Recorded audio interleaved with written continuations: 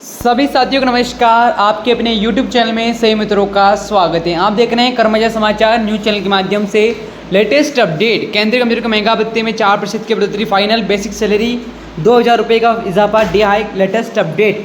साथियों, यदि आपने अभी तक चैनल को सब्सक्राइब करने का प्रयास नहीं किया, जितने भी साथी कर्मचारी जुड़े हैं सभी से निवेदन है पूरे अपडेट जरूर देखिएगा और चैनल को सब्सक्राइब करें। डे हाइक, लेटेस्ट अपडेट, कर्मचारियों को महंगा भत्ते में 4% की बढ़ोतरी, फाइनल। साथियों, पूरे अपडेट को जरूर देखिएगा। यदि चैनल को आपने अभी तक सब्सक्राइब करने का प्रयास नहीं किया है, चैनल को आप सब्सक्राइब कर लीजिएगा साथियों। और बात करते हैं साथियों डीआई एक लेटेस्ट अपडेट के बारे में। भारत सरकार करोड़ों केंद्रीय कर्मचारियों को पेंशन के लिए बेहद ही खुशी की खबर आने वाली है, जो उनकी आर्थिक स्थिति में सुधार लाएगी। हाल ही में प्राप्त जानकारी के अनुसार केंद्रीय कर्मचारी की महंगा भत्ते 3 से 4% तक की वृद्धि होने की पूरी संभावना है। यह वृद्धि 7 दिन आयोग की सिफारिश के तहत की जाएगी और इसका सीधा लाभ देश भर के लाखों सरकारी कर्मचारियों को मिलेगा। साथियों, रक्षाबंधन के त्योहार सीजन से पहले और घोषणा कर्मचारी के लिए एक अतिरिक्त उपहार साबित हो सकता है और इस निर्णय से न केवल कर्मचारी की बल्कि उनके परिवार की आर्थिक स्थिति में महत्वपूर्ण सुधार होगा। महंगा भत्ता गणना की वैज्ञानिक पद्धति की बात की जाए साथियों, तो देखिए साथियों, बात करते हैं केंद्रीय कर्मचारी की महंगा भत्ते गणना एक वैज्ञानिक और व्यवस्थित तरीके से की जाती है, जो पूरी तरह से all India income price index for industrial workers पर आधारित होती है। सूचकांक देश में अधिक मजदूरों के लिए उपभोक्ता मूल्य सूचकांक को दर्शाता है और महंगाई की दर को मापने का एक मानक तरीका है। वर्तमान आंकड़ों के अनुसार मार्च 25 में सूचकांक 43 स्तर था, जो मई तक बढ़कर 144 हो गया था। इस निरंतर बढ़ोतरी के कारण महंगाई भत्ते वृद्धि की आवश्यकता महसूस हो रही है और सरकार सूचकांक की नियमित निगरानी करती ताकि कर्मचारियों की महंगाई के प्रभाव से बचाया जा सके।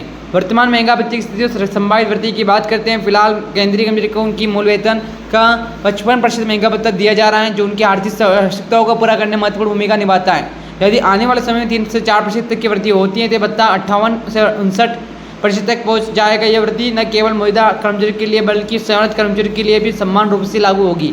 इससे करोड़ों परिवारों की मानसिक आय में उल्लेखनीय वृद्धि होगी, जो उनके जीवन स्तर में सुधार लाएगी। सरकार की तरफ से पहल की महंगाई के मार को झेल रहे हैं कर्मचारी के लिए एक राहत के साथ साबित हो सकती है। जुलाई से लागू होने वाले नई दर की बात की जाए साथियों, तो मीडिया रिपोर्ट के अनुसार सरकारी सूत्रों की मिली जानकारी के अनुसार यह वृद्धि पहली जुलाई 25 से प्रभावी हो सकती है।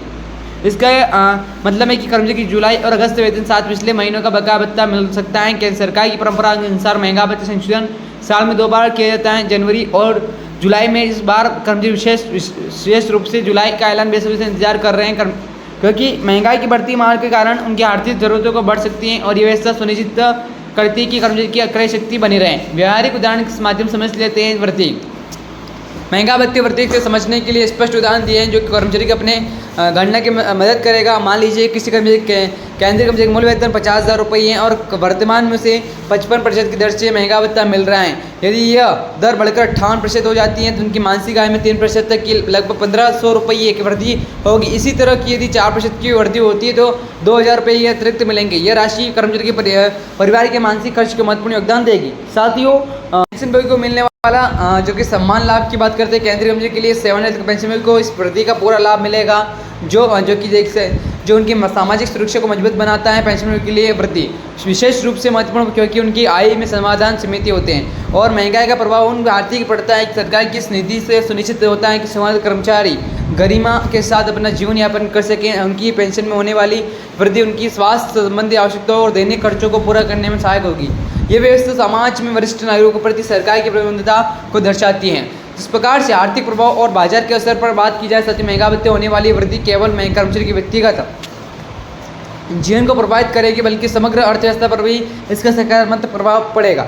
जब करोड़ों कर्मचारी की आय बढ़ेगी तो उनकी खर्च करने की क्षमता भी बढ़ेगी, जिससे बाजार मांग बढ़ेगी और वृद्धि विभिन्न औद्योगिक जैसे उद्योगिकता, समाज, शिक्षा, स्वास्थ्य सेवा और मनोरंजन क्षेत्र में सकारात्मक प्रभाव डालेगी। इससे न केवल कर्मचारियों की जीवन स्तर सुधरेगा, बल्कि देश के समग्र आर्थिक गतिविधियों में तेजी आएगी। सरकार की यह पहल महंगाई के दष्ट कर तोड़ने से भी सहायक होगी। भविष्य की योजना और कर्मचारी कल्याण केंद्र सरकार लगातार अपने कर्मचारियों के कल्याण के लिए नई योजना पर काम कर रही है। यह महंगा भत्ते वृद्धि किसी दिशा में एक महत्वपूर्ण कदम है। सरकार उद्देश्य एक सुनिश्चित करना कि उनके कर्मचारी महंगाई मार से प्रभावित न हो और वह अपना काम पूरी निष्ठा से कर सके। भविष्य की सरकार आर्थिक नीति स्थितियों के अनुसार समय समय पर इसमें संशोधन करती रहती है। इस व्यवस्था से कर्मचारियों की नौकरी की संतुष्टि बढ़ेगी और वे अपने काम के बेहतर प्रदर्शन कर सकेंगे। यह केवल व्यक्तिगत बल्कि राष्ट्रीय विकास में भी योगदान देगा।